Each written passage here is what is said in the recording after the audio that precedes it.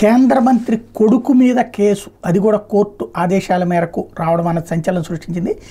కర్ణాటకలో ఇది జరిగింది. కేంద్ర జలవనరులు రైల్వే శాఖ సహాయ మంత్రి వి సోమన్న కొడుకు అరుణ్ సోమన్న సహా ముగ్గురి మీద చీటింగ్ కేసు నమోదైంది.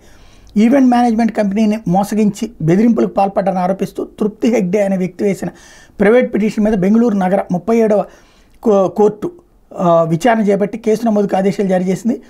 అరుణ్ సోమన్న, జీవన్ కుమార్, ప్రమోద్ రావు అనే ముగ్గురిపై వంచన, అపహరణ, అవమానం, దాడులు తదితర ఆరోపణలతో సంజయ్ నగర్ పోలీస్ స్టేషన్లో కేసు నమోదైంది. ఫిర్యాదుదారుడైనటువంటి తృప్తి హెగ్డే మధ్వరాజ్ అనే వ్యక్తితో కలిసి 23 ఏళ్ల నుంచి ఈవెంట్ మేనేజ్మెంట్ కంపెనీ నిర్వహిస్తున్నారు. 2013లో ప్రభుత్వ కార్యక్రమం ఏర్పాటు చేస్తే మంత్రి సోమన్న కొడుకు అరుణ్ సోమన్న పరిచయం అయ్యారు.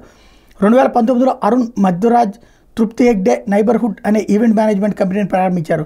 నష్టాలు రావడంతో అరుణ్ మధ్వరాజ్ తనను వేధించి కంపెనీ భాగస్వామి నుంచి రాజీనామా చేయాలని ఒత్తిడి చేశారని, గదిలో బంధించి హింసించారని, తన కుటుంబ సభ్యులకు కూడా అరుణ్ సోమన్న బెదిరించారని తృప్తి హెగ్డే పోలీసులు ఫిర్యాదు చేశారు.